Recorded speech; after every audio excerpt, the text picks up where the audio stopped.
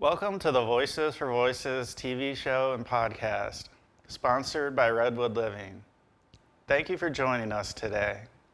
I am Justin Allen Hayes, founder and executive director of Voices for Voices, host and humanitarian. You can learn more about Voices for Voices on our Instagram, Facebook, and YouTube channel at Voices for Voices, and also on our website, voicesforvoices.org. Voices for Voices is a 501c3 nonprofit charity organization, otherwise referred to as an NGO, a non-government organization. And we survive solely on donations. So if you're able to, please consider heading over to voicesforvoices.org to help us continue our mission and the goal and dream of mine to help 3 billion people over the course of my lifetime and beyond. Or you can also send a donation to the mailing address of Voices for Voices, and that's at 2388 Beckett Circle, Stowe, Ohio, 44224. Or you can also reach us on the Cash App at Voices for Voices. Are you or somebody you know looking for a volunteer opportunity? If so, you can reach out to us today via email at president@voicesforvoices.org. Now, I founded Voices for Voices to provide a platform for folks to share their stories as we work to break the stigma around mental health, accessibility, and disabilities, helping people get the help they need while also helping them prepare or transition into the workforce with the Voices for Voices Career Center, where we connect talent with opportunity for both job seekers and employers alike, from coast to coast and in every industry and job level. And who can forget about merchandise? The Voices for Voices merchandise shop is up and running at voicesforvoices.org/shop, where shipping is always free, and again, all donations are 100% tax deductible. Today's episode, very happy and grateful to have our special guest with us via Zoom. I was introduced to her through her book that she authored titled "It's Good to Be Here: A Disabled Woman's Reflections on God in the Flesh and Sacred Wonder of Being Human." And besides the book and the message behind it being absolutely inspirational, it really brought me as a fellow human being down to earth and looking at life as a human being, as I am and you are. So we're going to have a great conversation. We're going to learn more about the book, how she remains so positive, and sharing her story with as many people as we can through this TV show and podcast. So I want to introduce our special guest. Her name is Christina Chase. Thank you for joining us. Thank you. It's good to be here. Sure is. So it's good to be here. Where did the title and the passion come from? Well, the title came from my really lifelong love of life, along with many of my quests to find the truth of life and what it is to be human and God and all the big questions. And what I knew through all of that questioning was that, I'm grateful to be alive with, this disability that I have, progressive disease. It's good to be here. It's still good to be here. And I thought it would be a good eye-catching title with, the picture of a wheelchair on the front. It's good to be here. Yeah, it sure is. And we can move on to your disease and how you weren't supposed to be here at this age, and all you've overcome. Can you share with the listeners, the viewers, people checking out the transcript on how you learned that news and how you just continue to take one day at a time. And as your title of your book and your motto, it's good to be here. Well, yeah, I should start with what my disease is. It's called spinal muscular atrophy, which is a pretty descriptive name because the muscles along my spine begin to atrophy, weaken, and become pretty useless over time. It's caused by a genetic flaw. So my parents were both carriers. They had no idea. And they both gave me the defective gene. And so I had the disease. However, when I was born, I was a very healthy baby. Ironically, I still am healthy. I'm just really disabled. Anyhow, but I could roll over. Nothing looked like had anything wrong with me. And then my mother noticed that my legs were floppy when I was about 9 months old.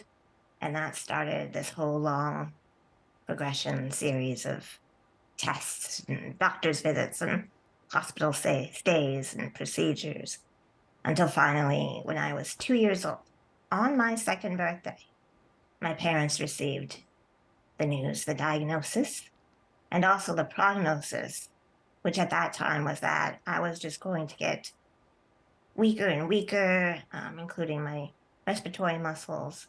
I'd get pneumonia, and I would not live to be a teenager. And that was a pretty common prognosis at the time for my disease.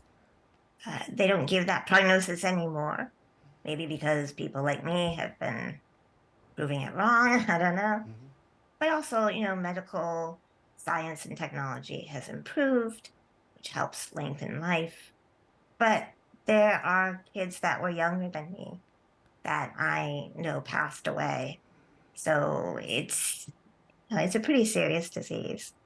It affects all my muscles except my facial muscles, as you can tell, and it's progressive. So I used to be able to hold my head up, which I can't now. For those of your viewers who can see this, my head is flopped over onto my left shoulder. Those who can't see, that's the best description I can give. And I can't raise it. But that didn't happen until I was 19. So just little things that I slowly stopped being able to do until I couldn't even feed myself. That was somewhere in my early 20s.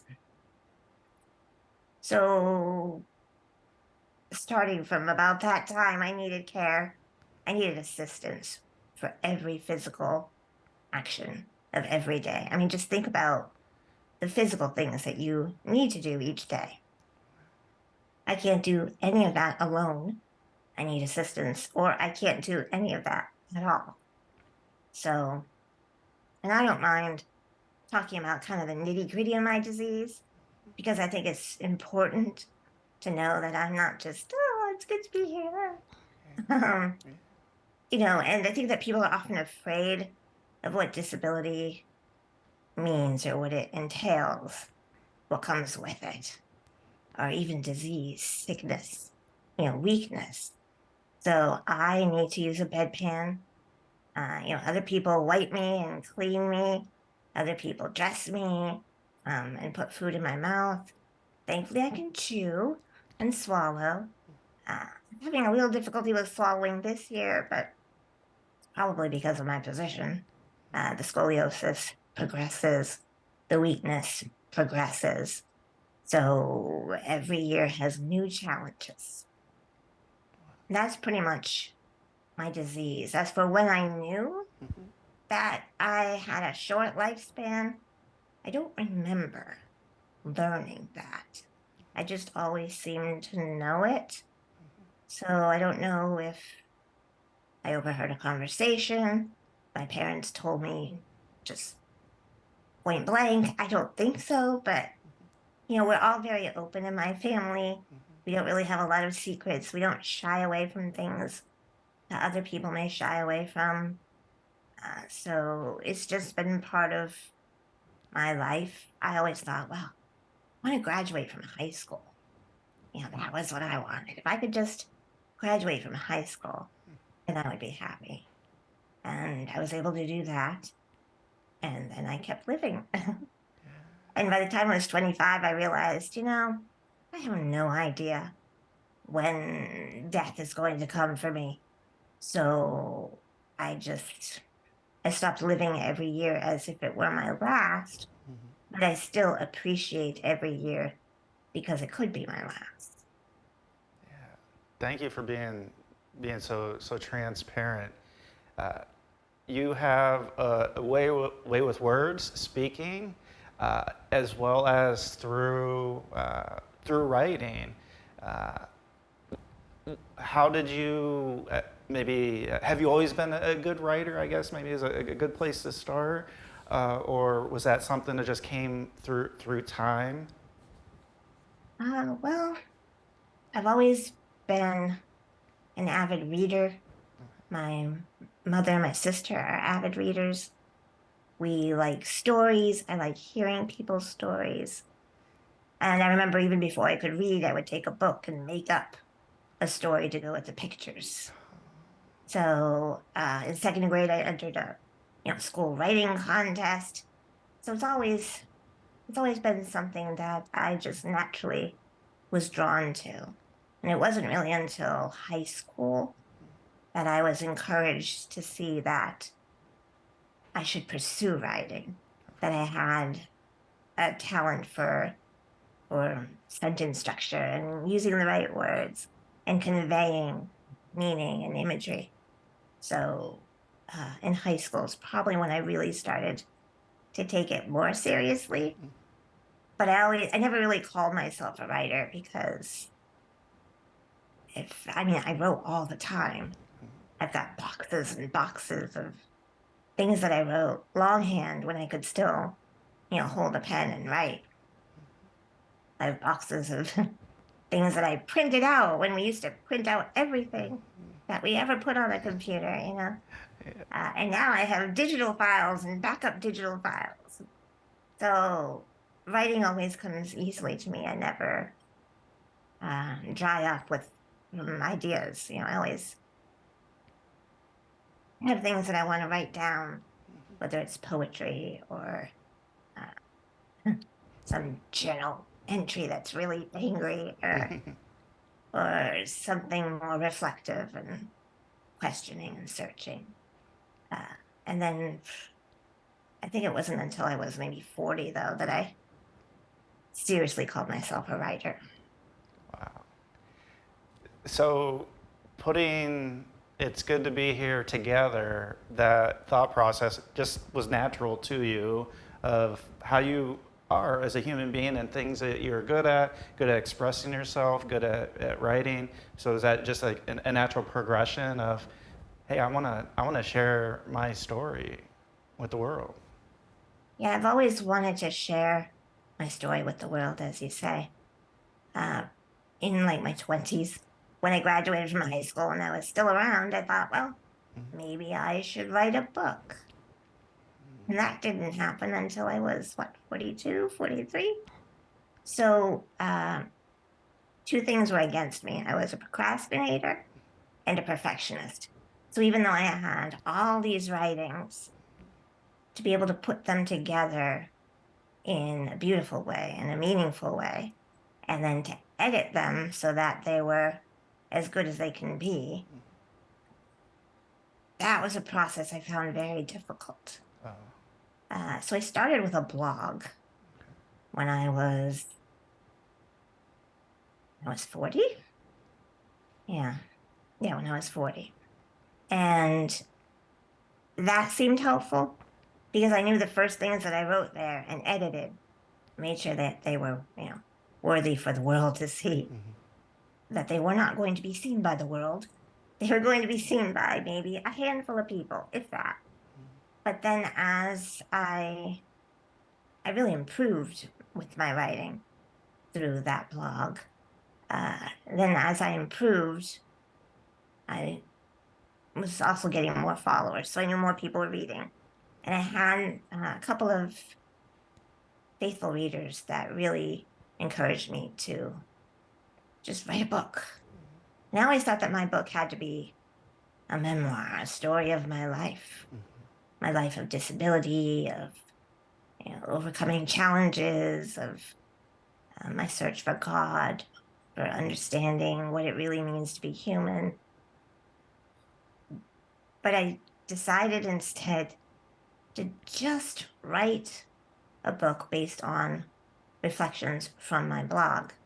So that's how It's Good to Be Here started, this particular book, because I wanted to just put together my favorite reflections, some of my readers' favorites, and then I discovered that there was this theme of what it means to be human and the beauty of being human, the really terrible beauty of being human, the majesty of being human, the wonder, the sacred wonder. And as a Christian who, I was raised in the Catholic Church, but I, like so many Catholics of my age, just kind of fell away from the Catholic Church, started exploring other religions, and I just didn't believe in anything, like purposely for a while. Just like, maybe none of it's true. And then I did have an experience, which is long and hard to explain, so maybe we'll have to save that for another time. But it was just an experience of just being silent by myself and becoming aware of this present presence. And from that point on, I couldn't deny the existence of the ultimate reality that everyone calls God.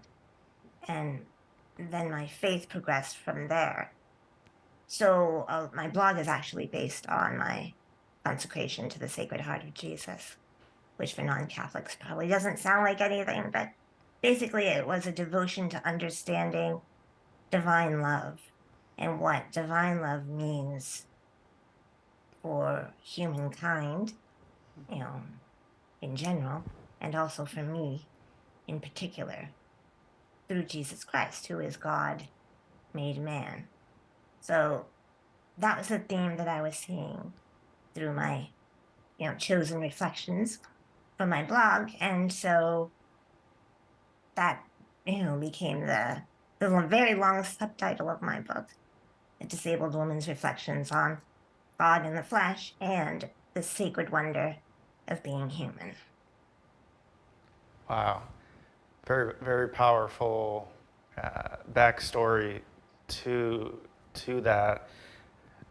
Could you share a thing or two to somebody who's watching or listening that may be going through a difficult time in their life? Maybe they receive a diagnosis, some bad news, some uncertainty of how you have overcome and you went from looking at life of I want to live another year to I'm just going to live and I'm going to be here until I'm not here, and right now I'm here, living in that moment, because I think if you can share a little bit of that inspiration, you have a great outlook for somebody.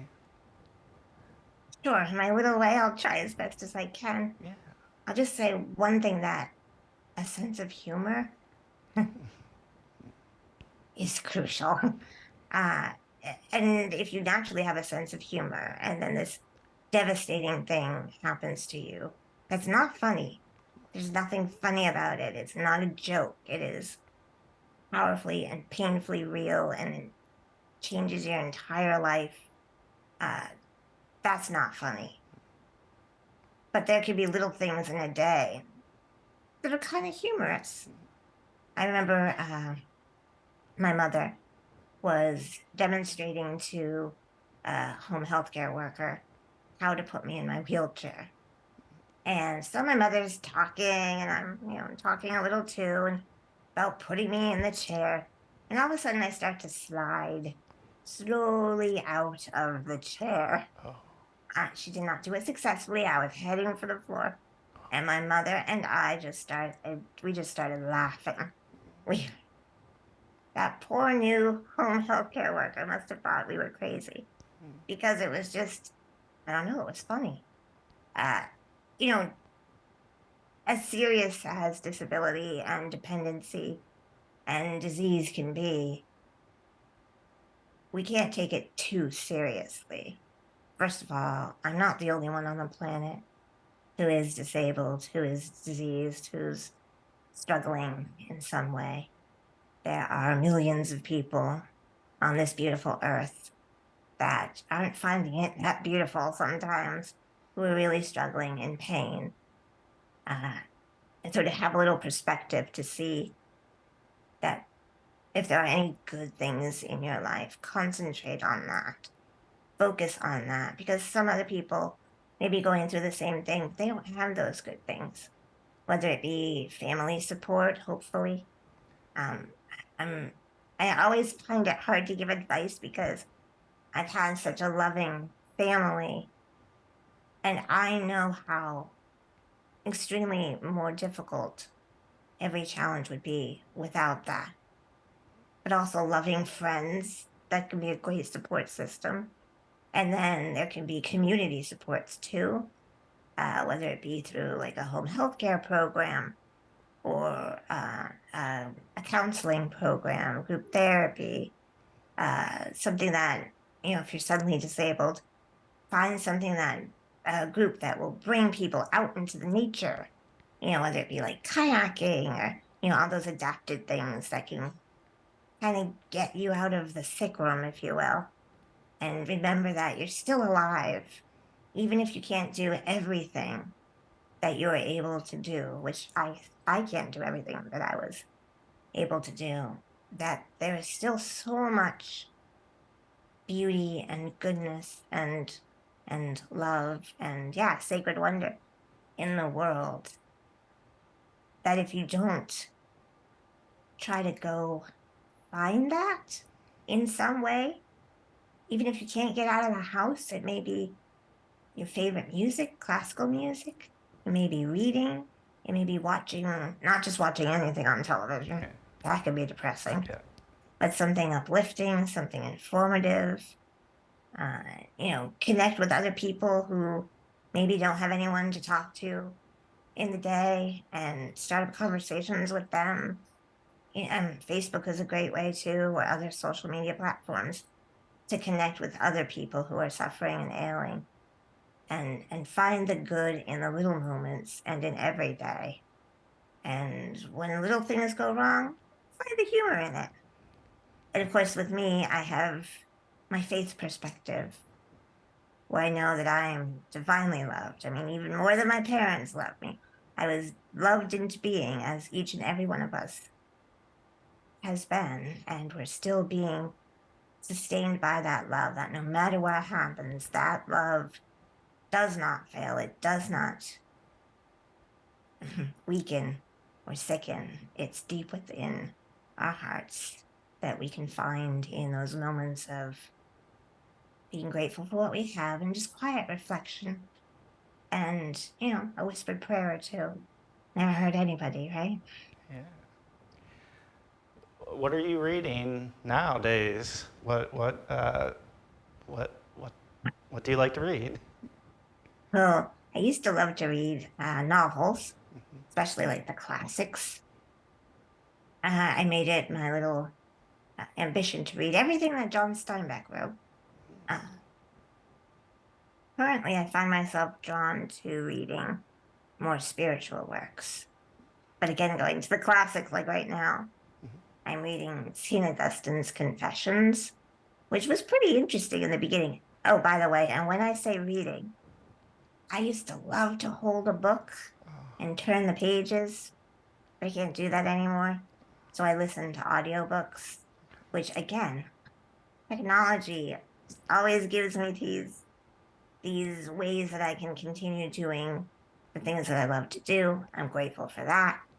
So I've been listening to Confessions, which was getting kind of heavy at the end. So then I switched to something a little lighter.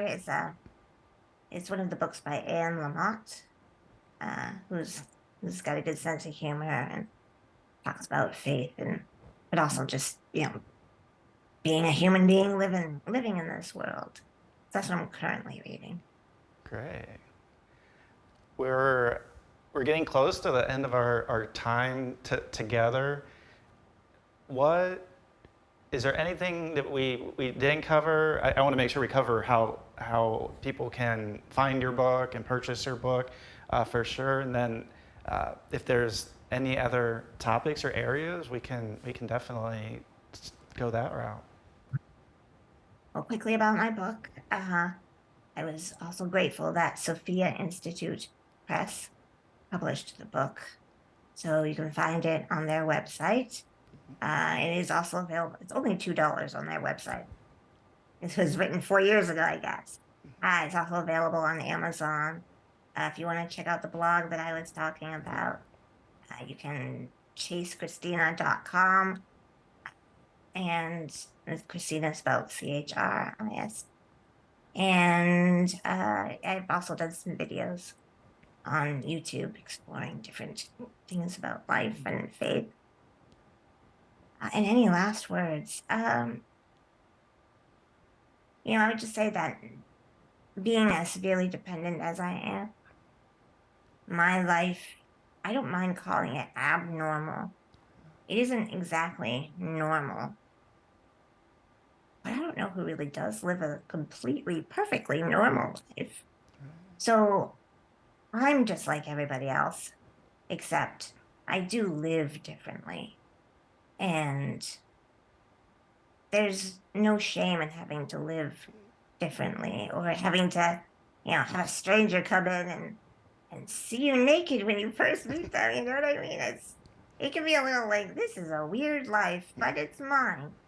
And we all are so different and unique. And that's what makes life so interesting. It makes humankind so beautifully complex.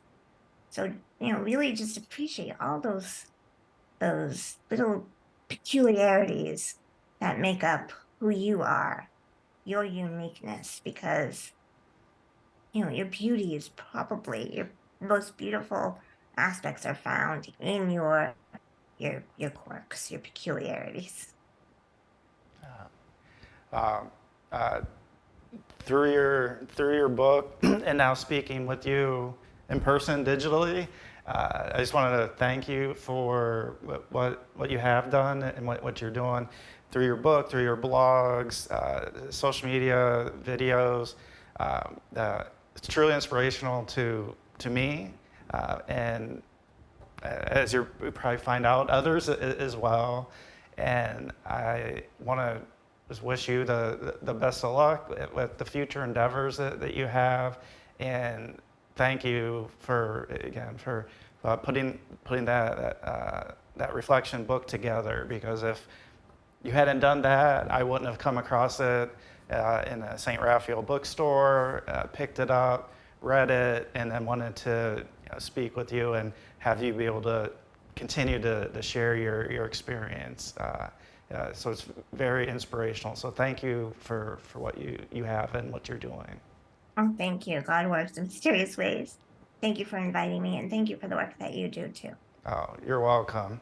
If you hang on for a minute, I'm going to close out, and then we'll take a couple of photos, and we'll post those on social media ahead of the episode airing.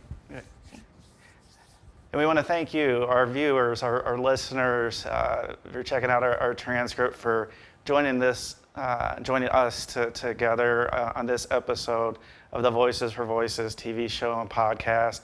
And a very special thank you and gratefulness to have our special guest with us today, Christina Chase. Please check out her book, her works, her website. Stay in contact. She truly is an inspiration to me, and she can be an inspiration to you. So until next time, I'm Justin Allen Hayes, founder and executive director at Voices for Voices, and we hope you have a great day and be a voice for you or somebody in need.